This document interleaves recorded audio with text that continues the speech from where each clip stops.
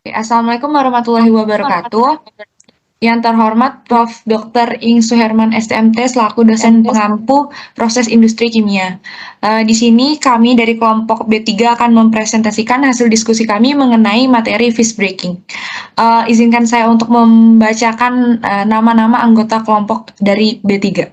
Pertama ada Alia Pangestu, Axel Surya Pandita, Cesara Willy Mataliano, Denny Firmansyah, Faisal Adi Darmawan, Kurniawan Ahmad Azizi, Muhammad Sehan Zafir, Pilar Yogananda, Raihan Nauf Mawardi, dan Zevanya Nadifa Kaila. Selanjutnya, teman-teman dari kelompok B3 akan mempresentasikan hasil diskusi kami. Kepada teman-teman yang lain dipersilakan. Oke, masuk ke slide selanjutnya ya teman-teman. Di sini ada pokok pembahasan yang akan kami bahas. Di sini pertama ada definisi umum dari fish breaking sendiri, lalu ada tujuan proses dari fish breaking sendiri, lalu ada hasil proses dari produk yang dihasilkan, lalu ada parameter analisis yang kami tentukan, lalu ada diagram alur proses dari fish breaking, dan yang terakhir ada gambar alat. Dan mungkin untuk slide selanjutnya akan dijelaskan oleh rekan saya. Terima kasih. Oke, baik, di sini aku akan jelasin terkait dengan definisi gitu ya, pengertian terkait dengan phase breaking kayak gitu. Jadi di sini introduction terkait dengan definisi dari ice breaking sendiri, bahwasanya phase breaking itu berasal dari kata viscosity reduction or breaking, yang artinya menurunkan viskositas dan pour point dari umpan minyak ataupun residu dan bahan bakar minyak, di mana fish breaking merupakan suatu bagian ya metode dari proses perangkaian thermal ataupun thermal cracking, di mana pada thermal cracking terjadi sebuah pemecahan terkait dengan rantai hidrokarbon dari senyawa rantai panjang menjadi hidrokarbon dengan rantai yang lebih kecil ataupun lebih pendek melalui bantuan dari senyawa panas ataupun kalor, seperti itu. Mungkin next bisa dilanjutkan oleh teman saya.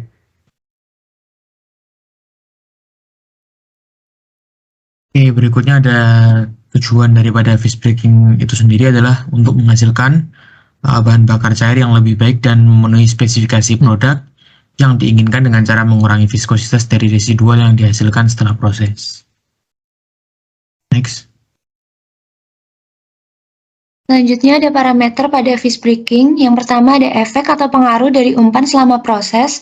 Yang kedua ada efek dan pengaruh dari umpan terhadap stabilitas minyak hasil proses. Lalu ada proses kimia yang dipilih, kinetika reaksi, sensitivitas dari setiap variabel seperti suhu, tekanan, dan waktu tinggal, dan cooking dan fouling. Next.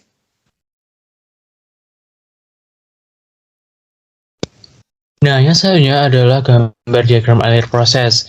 Nah, sebagaimana yang kita lihat dalam gambar, jadi pertama-tama bahan itu kita masukkan ke dalam feed pump, yang kemudian diproses melalui fish break furnace. Yang selanjutnya itu adalah soaker drum, di mana di sini terdapat semacam perendaman di dalam drum, dan yang selanjutnya ini masuk ke dalam fraksionator, yang kemudian dari fraksionator ini bisa langsung disalurkan ke fraction bottom pump atau bahkan melalui heavy vacuum gas oil stripper yang kemudian bisa dikembalikan lagi ke fraksionator. Kurang lebih seperti itu. Next.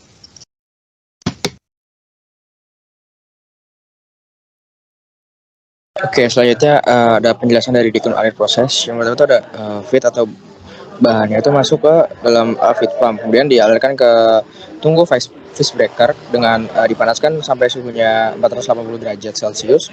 Setelah dipanaskan pada tungku fish breaker, bahan dimasukkan ke dalam tabung perendaman dan didiamkan selama waktu yang telah ditentukan. Namun, tabung perendaman bersifat opsional. Apabila tidak digunakan, tabung perendaman proses fish breaking membutuhkan suhu yang lebih tinggi dan dengan waktu proses yang lebih singkat. Baik, untuk selanjutnya, setelah bahan bakar keluar dari tabung perendaman, bahan didinginkan menggunakan pertukaran panas dengan aliran bahan baru atau minyak dingin. Laju aliran dari tahap ke tahap diatur oleh pengatur laju alir. Kemudian bahan keluar melalui heater lalu masuk ke fraksionator hingga produk dari pemecahan diperoleh kembali hingga menghasilkan gas yang memiliki tingkat viskositas yang lebih rendah.